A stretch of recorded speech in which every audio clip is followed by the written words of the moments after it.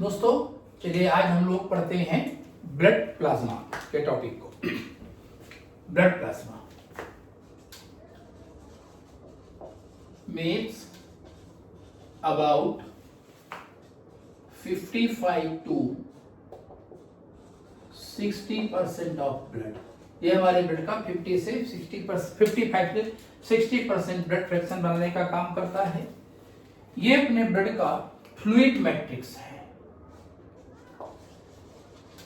Fluid matrix या कहें ground material. Ground material जैसा कि हम सभी जानते हैं कि जो ब्लड है वो एक कनेक्टिव टिश्यू है, या और स्पेशलाइज्ड और थोड़ा सा टेक्निकल बात में कही जाए तो blood is fluid connective tissue. तो जो फ्लूइड कनेक्टिव टिश्यू है, तो कनेक्टिव टिश्यू जो होते हैं उनमें एक ग्राउंड मटेरियल या मैट्रिक्स होता है। वो matrix connective tissue to connective tissue variable है। जैसे फ्लूइड कनेक्टिव टिश्यू के केस में जेली लाइक मिलेगा या सेमी सॉलिड होगा। फिर आगे चल करके इन केस ऑफ कार्टिलेज थोड़ा सा उसकी हार्डनेस और बढ़ती है, so उसकी कॉम्पैक्टनेस बढ़ती है, बोन में बिल्कुल कॉम्पैक्ट हो जाता है। लेकिन ब्लड के केस में वो फ्लूइड स्टेट में रहता है। इस फ्लूइड मैट्रिक्स है। अनदर कंपोनेंट की अगर बात करें तो ये स्ट्रा कलर और कहें पेल होता है, पेल कलर का होता है। और ये क्यों होता है? दिस पेल कलर और straw colour due to bile pigments.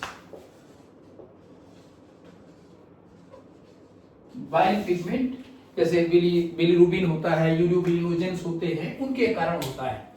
Actually क्या है कि जो हमारे ब्लड में आरबीसी होती हैं, वो आरबीसी एक स्पेसिफिक टाइम के बाद में डिस्पोज होती हैं। तो उनके डिस्पोजिशन के टाइम पर आरबीसी में प्रेजेंट जो हीमोग्लोबिन होता है उसका एक कह सकते हैं हीमोग्लोबिन के डिग्रेडेशन का एक बाई प्रोडक्ट बनता है, वो होते हैं बाई पिगमेंट्स। और ये हमारे प्लाज्मा को एक्स्ट्रा कलर या पेल कलर प्रोवाइड करने का काम करते हैं। अगर हम यहां ब्लड प्लाज्मा के कंपोजिशन की बात करें, इसका कंपोजिशन देखा जाए,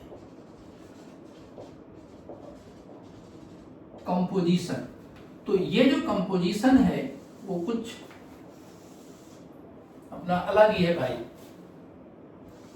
और वो अलग कैसे है? अलग कैसे है? जिसमें सबसे पहला जो फ्रैक्शन आता है वो होता है वाटर, जो लगभग मान के चलिए 90 से 92% के आसपास पे होता है। मीन्स हमारे बॉडी का अगर हम टोटल वाटर की बात करें तो टोटल जो वाटर होता है उसमें से मैक्सिमम वाटर हमारे ब्लड में ही प्रेजेंट होता है। इसके बाद आती है यहां पर ब्लड प्रोटीन्स या प्लाज्मा प्रोटीन्स कह सकते हैं।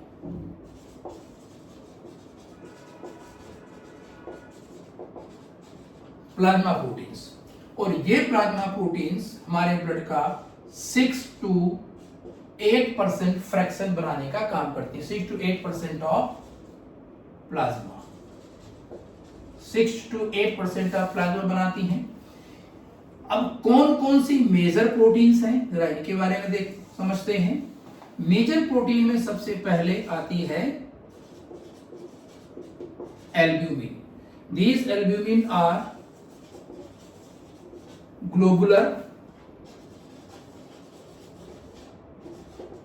स्मॉलेस्ट ब्लड प्रोटीन्स है। ये इससे छोटी प्रोटीन हमारे ब्लड में स्मॉलेस्ट ब्लड प्रोटीन की कैटेगरी की ब्लड प्रोटीन्स होती हैं। ग्लोबुलर, स्मॉलेस्ट और 3D फॉर्म में मिलती है।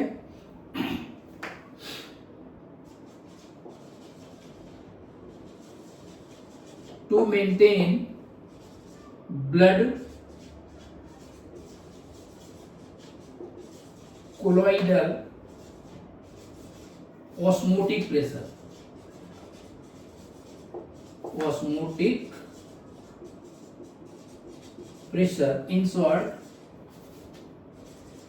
BCOP, हमारे ब्लड का एक स्पेसिफिक प्रेशर होता है, क्योंकि जो एल्ब्यूमिन प्रोटीन्स होती हैं वो कोलॉइडल शेप होती हैं। उस कोलॉइडल शेप होने के कारण यहाँ पर इन ब्लड एल्ब्यूमिन प्रोटीन से डेवलप एक जो ऑस्मोटिक प्रेशर डेवलप हमारे ब्लड का, उसको बोलते हैं ब्लड कोलॉइडल ऑस्मोटिक प्रेशर। और अगर इसके हम मैग्नीट्यूड की बात करें तो ये लगभग 28 to 30 मिली ऑस्मोल पर लीटर के आसपास होता है। Another protein is globulins। Globulins होती है, ग्लोबुलिन्स प्रोटीन, ग्लोबुलिन्स। ये जो ग्लोबुलिन्स प्रोटीन्स है ये भी ग्लोबुलर ही होंगी, और ये ग्लोबुलर प्रोटीन या ग्लोबुलिन्स जो होती हैं ये blood proteins further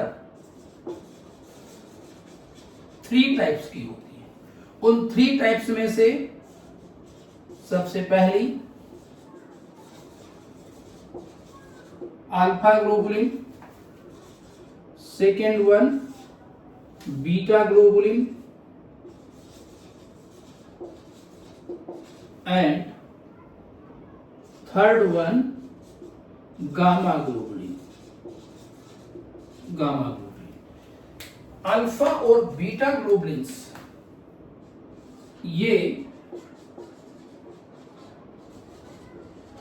transport proteins हैं।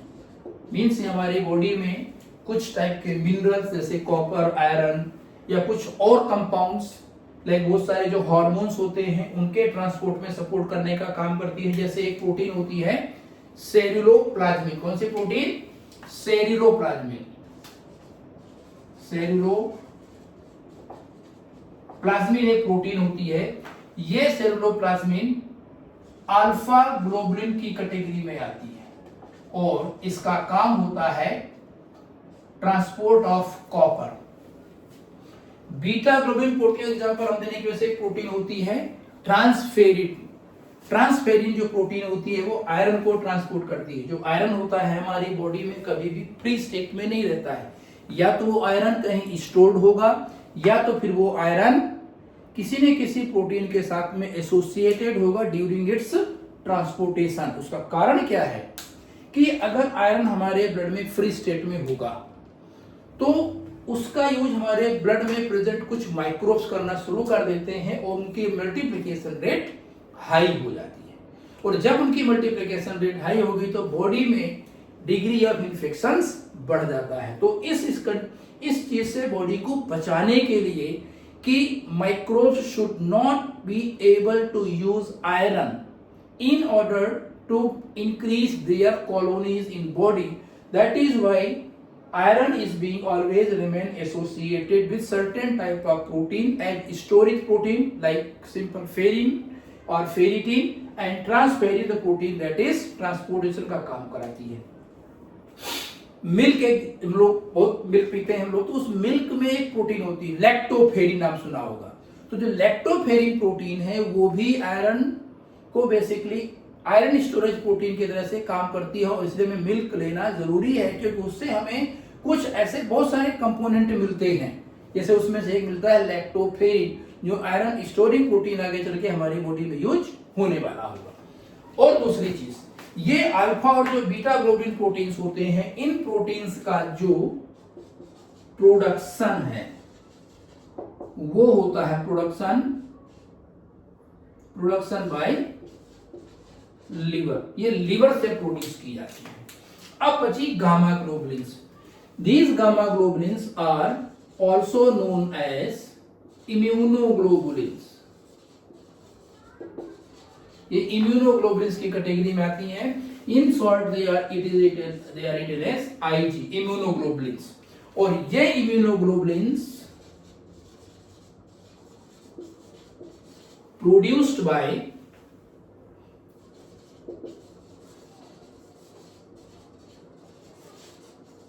B lymphocytes and are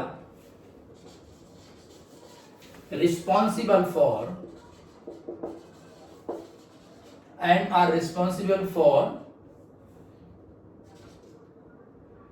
humoral immunity, humoral immunity. This was called humoral immunity. Why it is so called humoral immunity? Actually, these proteins are remain in body fluid. Body fluid means humor. तो ये body fluid humor पर होती है. अच्छा, जो gamma globulins हैं, they are also known as antibodies. जो normally कहते हैं एंटीबॉडी बना है किसी एंटीजन को न्यूट्रलाइज करने के जो एंटीबॉडी बनते हैं वो गामा ग्लोबुलिन्स ही होते हैं।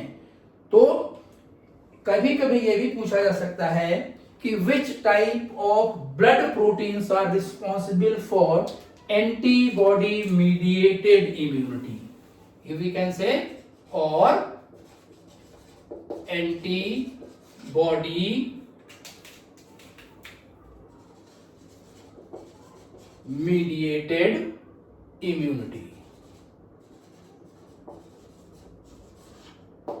Antibody mediated immunity, so it is done by gamma globulins which are being produced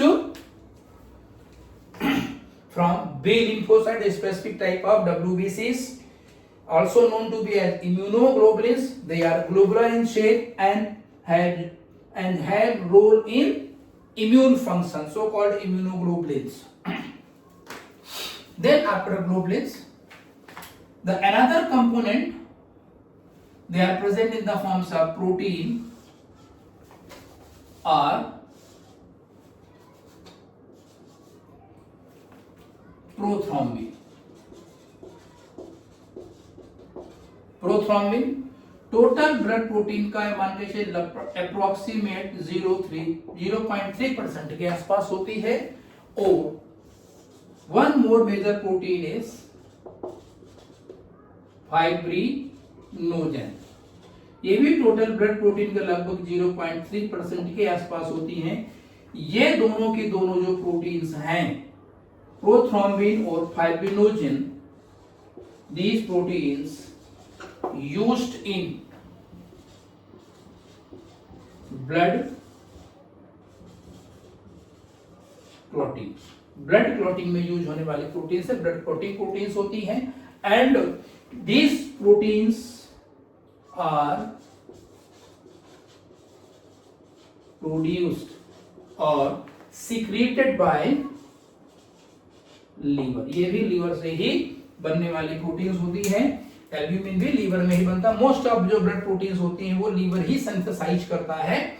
तो वाटर 90 to 92% के आसपास होता है, प्लाज्मा प्रोटीन 6 to 8% के आसपास होती हैं। मेजर प्रोटीन्स में एल्ब्यूमिन होती हैं जो कि स्मॉलेस्ट ब्लड प्रोटीन्स होती हैं, ये लगभग की हाई स्लाइट एसिडिक प्रोटीन्स के नेचर में आती है। देन ब्लड, इनका काम होता है ब्लड फ्लूइड ऑस्मोटिक प्रेशर को मेंटेन करना। ग्लोबुलिन्स तीन टाइप की हुई, अल्फा ग्लोबुलिन, बीटा ग्लोबुलिन्स, ये दोनों के दोनों लीवर को बनाने का काम करता है, और इन दोनों प्रोटीन्स का जो काम होता है वो बॉडी में डिफरेंट टाइप के सब्सटेंसेस को ट्रांसपोर्ट करने का काम करता है। जैसे कि एक प्रोटीन मैंने बताया आपको यहाँ पर, सेलुलोप्लाज्मिन, जो कॉपर ट्रांसपोर्ट कराती है। इस तरीके से ट्रांसफेरिन, एक नाम लिख देता हूं, ट्रांसफेरिन,